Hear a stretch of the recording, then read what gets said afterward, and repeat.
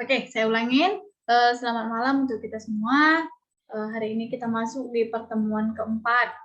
Jadi di pertemuan keempat ini sebenarnya materi kita tidak jauh berbeda dengan pertemuan ketiga kemarin. Yang kemarin kita membahas tentang DFD. Hari ini kita membahas tentang IRD atau sama sih sebenarnya, tidak jauh berbeda. Nah, nanti bisa kita langsung lihat saja ke materi kita. Oke, saya izin share. Oke, sudah kelihatan Nia Agustin, sudah kelihatan?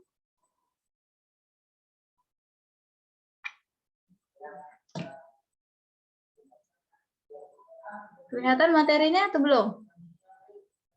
Udah, Bu. Udah ya. Bentar ya, sepertinya jaringan nggak bagus, pakai wifi dulu. Hotspot pribadi.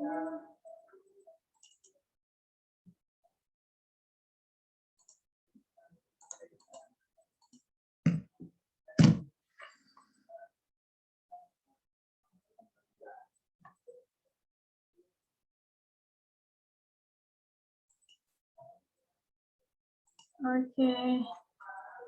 Nah, masuk saja kita ke materi. Di sini materi kita hari ini sama seperti yang saya sampaikan tadi ya. ERD atau Entity Relationship atau Relational Diagram. Relationship diagram sebenarnya.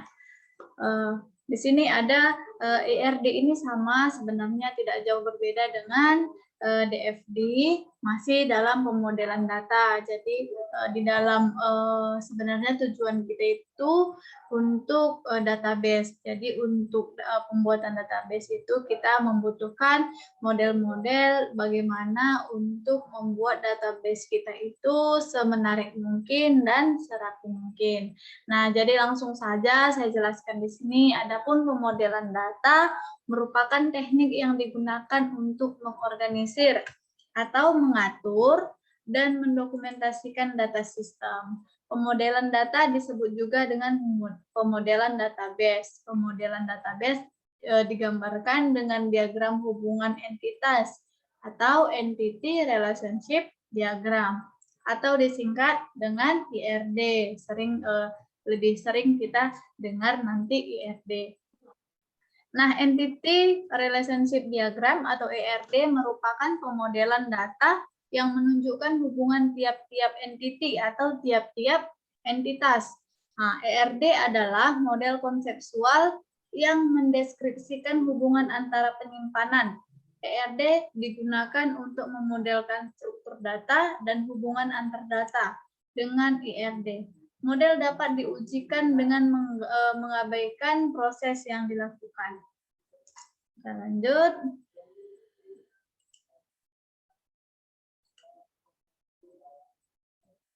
Nah, model entity relationship diperkenalkan pada tahun 1976 oleh P.P. Chen. Model ini dirancang untuk menggambarkan persepsi dari pemakaian dan berisi objek-objek dasar yang disebut entity atau entitas dan hubungan antara entity-entity tersebut yang disebut relationship. Entity Relationship Diagram melengkapi penggambaran grafik dari struktur logika, dengan kata lain diagram ER. Menggambarkan arti dari konsep data seperti bagaimana entitas-entitas atau entity-entity, atribut-atribut, dan relationship-relationship disajikan. Sebelum membuat diagram ER, tentunya kita harus memahami betul data yang kita perlukan dan ruang lingkupnya. Nah, yang mau saya jelaskan sedikit, apa sih Miss perbedaan dari DFD dengan IRD? Kalau dia DFD itu menceritakan atau mencerminkan bagaimana sih sistem itu bekerja secara keseluruhan. Jadi minggu lalu sudah kita jelaskan itu sistem bekerja mulai dari input, proses, sampai hasil. Jadi di DFD itu kemarin dijelaskan juga namanya DFD harus ada output. harus ada input dan harus ada proses. Apabila hanya ada input dan proses, itu belum dinyatakan dengan DFD. Karena DFD itu adalah keseluruhan cara kerja sistem atau bagaimana sih sistem itu bekerja sehingga dapat menghasilkan suatu keluaran. Nah, kalau di ERD ini bukan ya. Kalau di ERD ini dia hubungan, bukan cara kerja sistem. Jadi hubungan data ke sistem. Nah, kita bahas nanti lebih mendalam di materi kita. Kita lanjut dulu. Nah, di sini kemarin DFD juga ada simbol-simbol yang digunakan untuk menggambarkan DFD. Nah, di Entity Relationship Diagram atau di ERD masih menggunakan simbol-simbol. Jadi nanti juga ada tugas, harus kita sama-sama perhatikan bagaimana lambang dari entitas dan bagaimana lambang dari relasi, bagaimana lambang dari atribut dan garis. Nah, di sini disampaikan entitas adalah suatu objek yang dapat didefinisikan dalam lingkungan pemakai. Relasi menunjukkan adanya hubungan di antara sejumlah entitas yang berbeda. Atribut berfungsi mendeskripsikan karakter entitas atau atribut yang berfungsi sebagai key diberi garis bawah. Garis sebagai penghubung antara relasi dengan entitas, relasi dengan entitas, atribut. Nah, jadi nanti apabila kalian ada tugas saat saya berikan nanti di jam 8, itu mungkin nanti ada kalian temui entitas namanya entitas lemah ya. Jadi gambar entitas lemah itu seperti apa? Miss seperti itu. Jadi di sini tidak saya buatkan. Gambar entitas itu masih sama seperti entitas yang ada di sini, hanya saja ada persegi panjang seperti ini juga di dalam entitas ini. Nah, nanti bisa saya berikan contohnya. Dan bisa juga kalian searching bagaimana sih entitas itu, entitas yang dinamakan entitas lemah seperti itu. Nah, ini dia.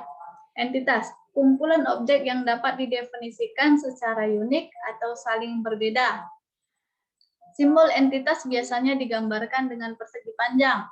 Nah, jadi sama-sama kita lihat bagaimana simbol dari entitas. Selain itu ada juga entitas lemah yang dilambangkan dengan gambar persegi panjang kecil di dalam persegi panjang yang lebih besar. Nah, jadi yang di samping sebelah kanannya itu dinamakan dengan entitas lemah ya. Jadi disebut entitas lemah karena harus berhubungan langsung dengan entitas lain sebab dia tidak dapat terdefinisikan secara unik. Jadi kalau memang mau bertanya silahkan, kita lanjut saja dulu. Nah, yang kedua ada atribut. Setiap entitas pasti memulai atau mempunyai elemen yang disebut atribut yang berfungsi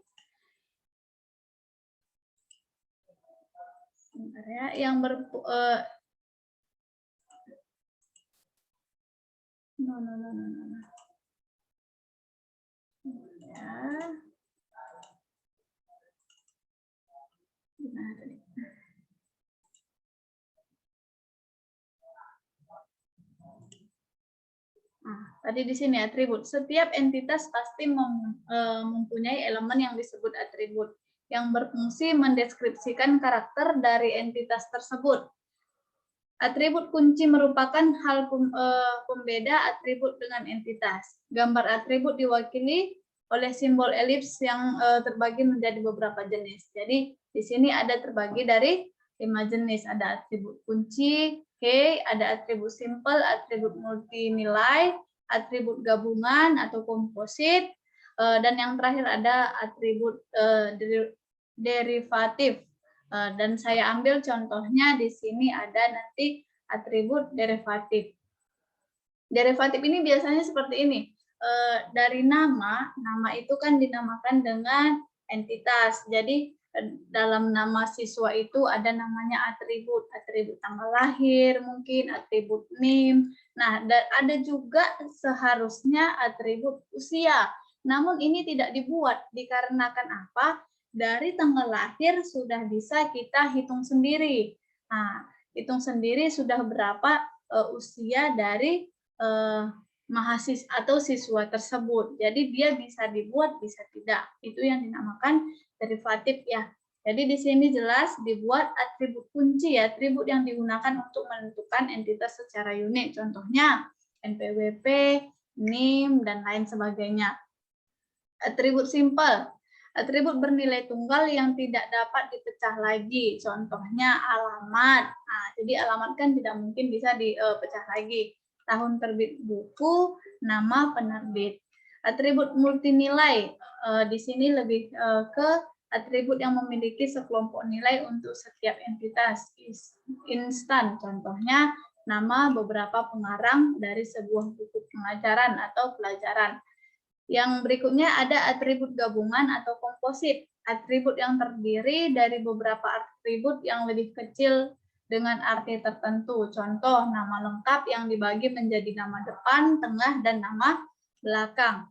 Yang terakhir, ada atribut derivatif, atribut yang dihasilkan dari atribut lain dan tidak wajib ditulis dalam diagram ER. Contoh, usia, kelas, selisih, harga. Nah, jadi sudah saya jelaskan tadi ya.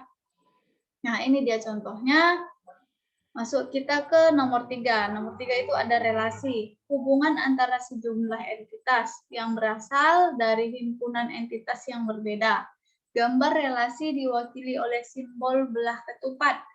Relasi juga terbagi menjadi beberapa jenis. Yang pertama ada satu ke satu, ada satu ke banyak, dan ada banyak ke banyak. Contoh,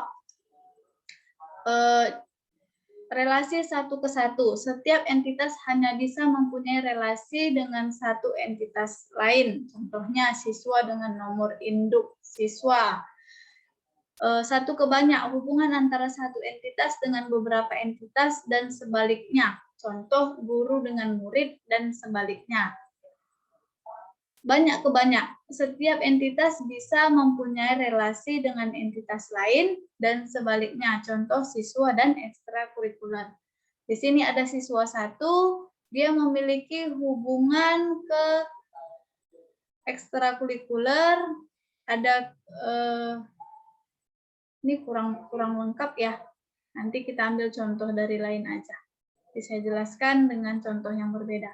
Nah, cuman yang dinamakan dengan relasi satu ke satu itu dia hubungannya hanya satu, baik hubungannya antara A ke B maupun sebaliknya seperti itu.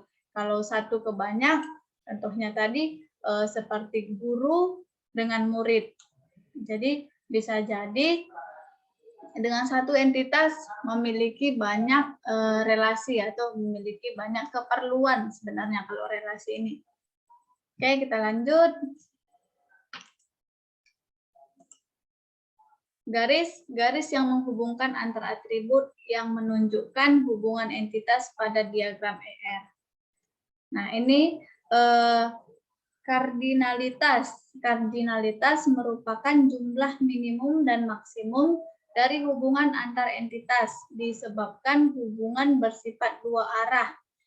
Jadi dia lebih ke kardinalitas ini seperti himpunan ya, atau dia lebih ke feedback-nya.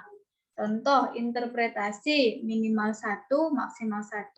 Notasinya seperti ini. Jadi apabila nanti hubungannya hanya 1 ke 1, saat kalian menggambarkan ERD seperti inilah dia contohnya.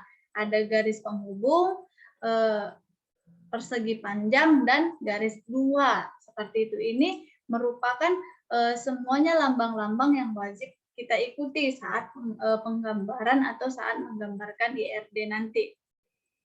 0 atau 1. 0 atau 1, minimal 0 dan maksimal 1. Dan perhatikan juga notasinya atau lambangnya. 1 atau lebih, 1 atau lebih, berarti bisa 2, 3, 4, dan di sini tidak dibatasi. Namun dia harus melalui atau mulai dari 1. Contohnya seperti notasi di sampingnya. 0, 1 atau lebih. Nah, perbedaan 1 atau lebih dan 0, 1 atau lebih perhatikan juga lambangnya. Jadi meskipun semuanya sudah benar, namun lambang atau kardinalitasnya salah, itu semuanya sudah salah artinya, istilahnya IRD yang kita bangun itu sudah salah. Lebih dari satu bisa 2, bisa 3, bisa 4, namun tidak mulai dari 1. Namanya lebih dari 1 berarti dimulai dari 2. Nah, lambangnya seperti di samping. Identifikasi. K atribut atau kelompok atribut yang mengasumsikan nilai unik untuk setiap entitas. Concatenated K kelompok atribut yang secara unik mengidentifikasikan contoh entitas.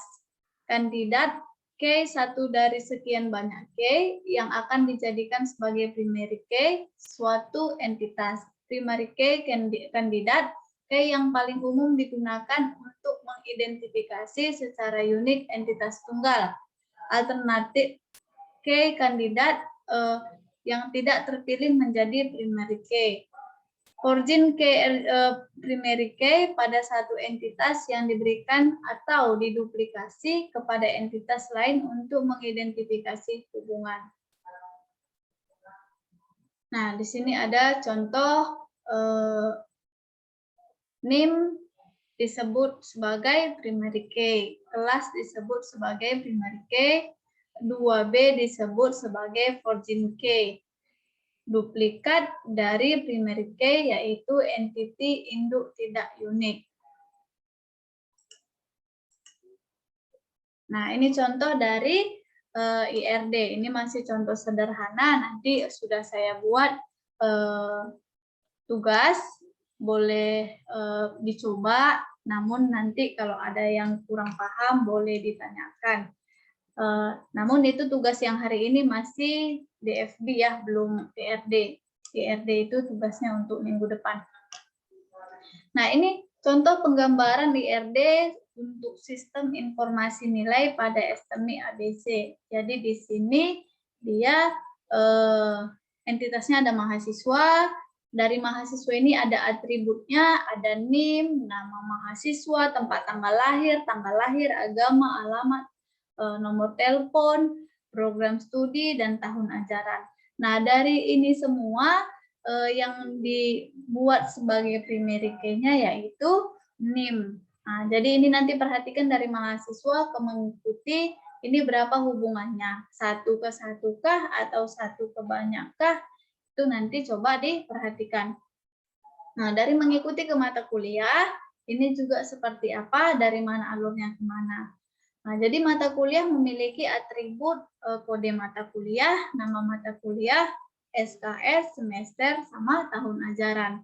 Dari atribut yang ada di mata kuliah tersebut, itu yang menjadi primary key-nya adalah kode kelas, kode mata kuliah ya. Jadi dinilai di relasi ini ada juga atributnya, NIM, kode mata kuliah, dan NIDN ini saya rasa, NIDN.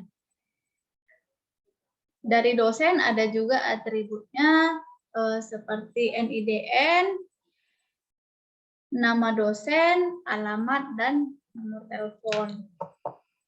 Oke, mungkin sekian yang bisa saya jelaskan hari ini. Apabila ada yang mau ditanya, saya persilahkan ditanya.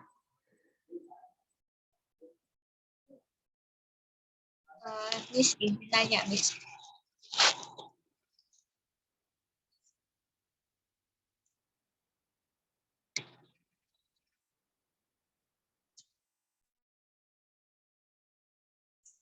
Sorry, siapa yang bertanya, Yuni?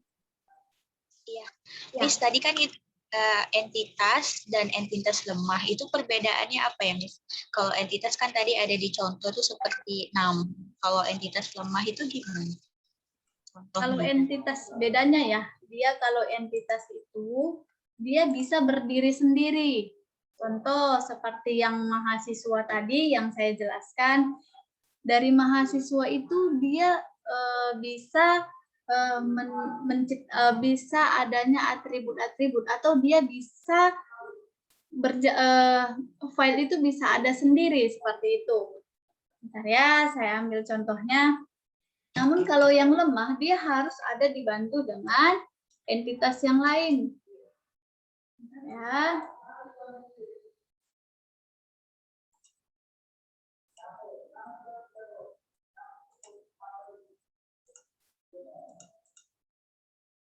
Contoh ini.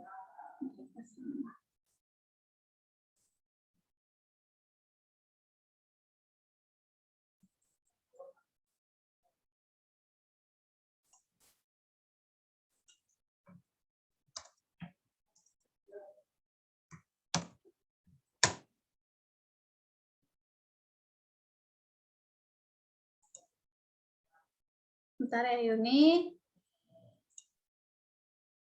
Ya, Miss.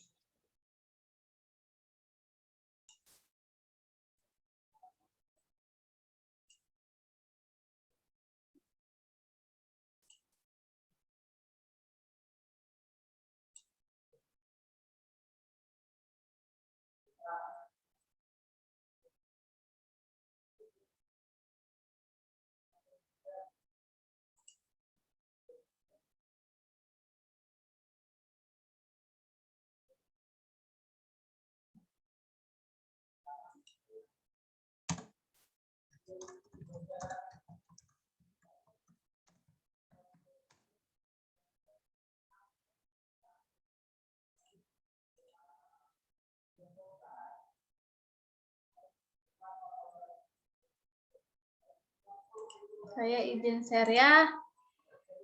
Biar saya share dulu contohnya.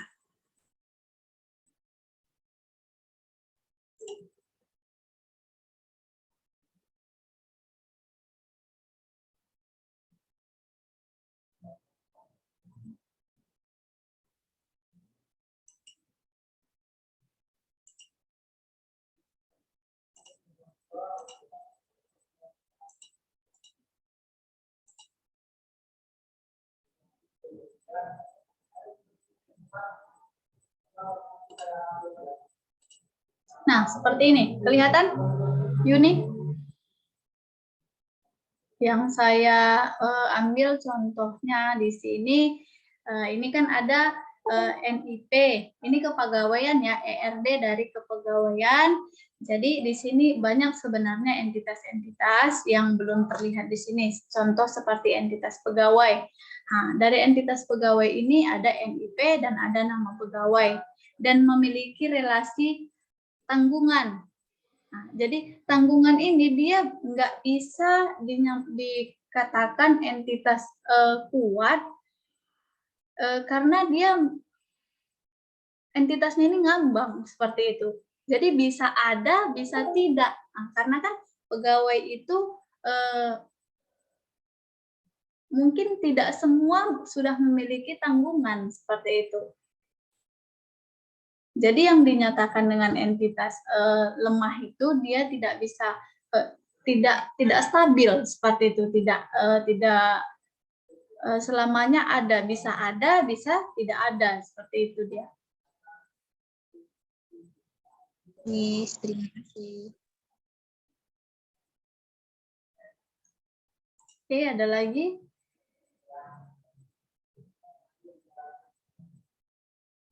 Kira-kira yang mau ditanya?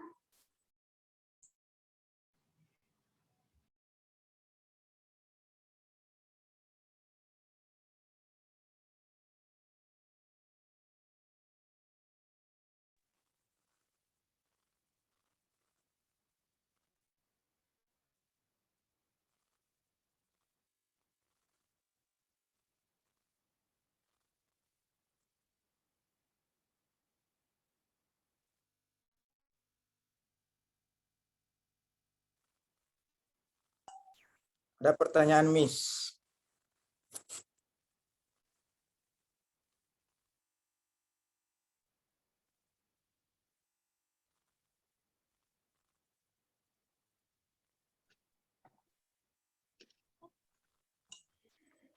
Ade, silahkan. Bagaimana kita bisa membedakan contoh entitas yang benar dengan contoh entitas yang salah atau kurang tepat? Bagaimana kita Bisa membedakannya? mengetahui, ya bisa mengetahui, oh ini entitasnya salah, oh ini entitasnya benar.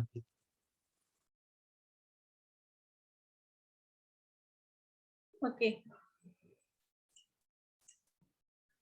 Sebenarnya entitas itu nggak ada yang salah, nggak ada yang benar ya. Hanya saja kalau contoh kan kita mau membuat ERD atau kita membuat sama seperti contoh di terakhir tadi. Sebentar. Nah, jadi tergantung sebenarnya yang mau kita buat. Contoh kalau kita membuat sistem nilai pada estetik ABC tadi, yang di sini tadi,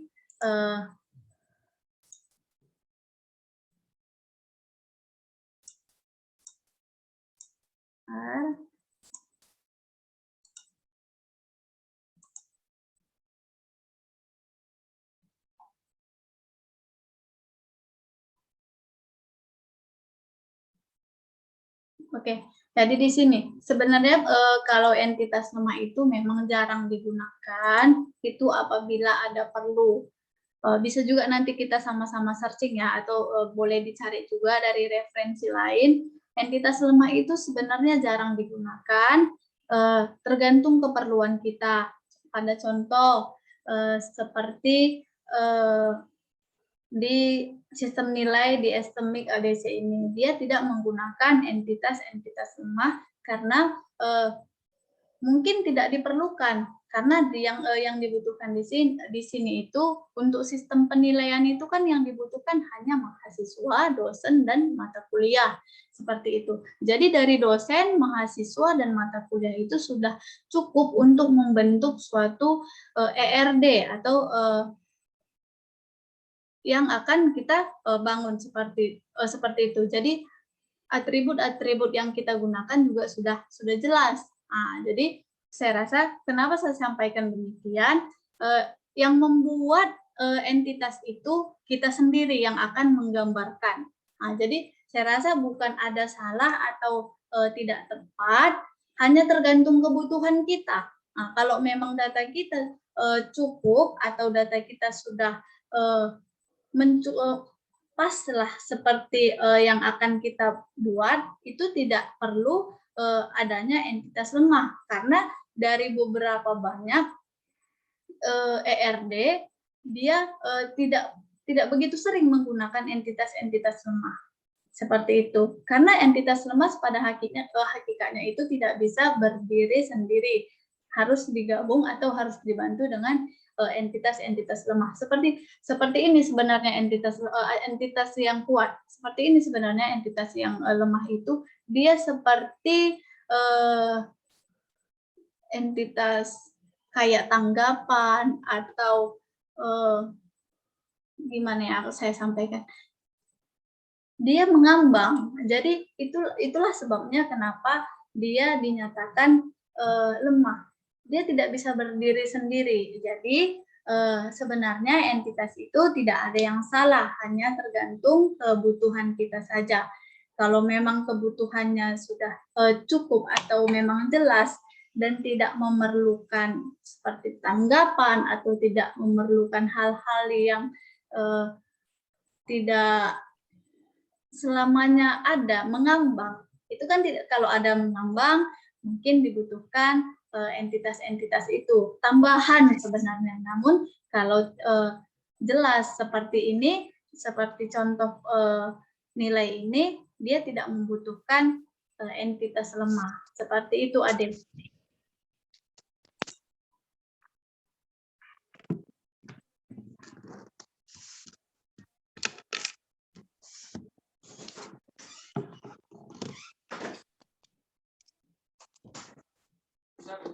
Hah?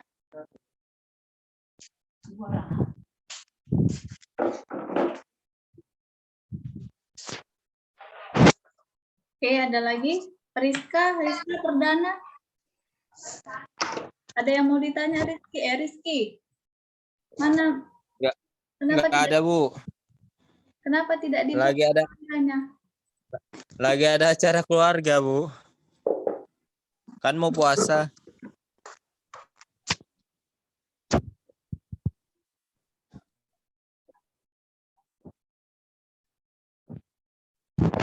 Kita tinggal 1 menit. Ada lagi kira-kira? Tidak ada, kita lanjut di GC.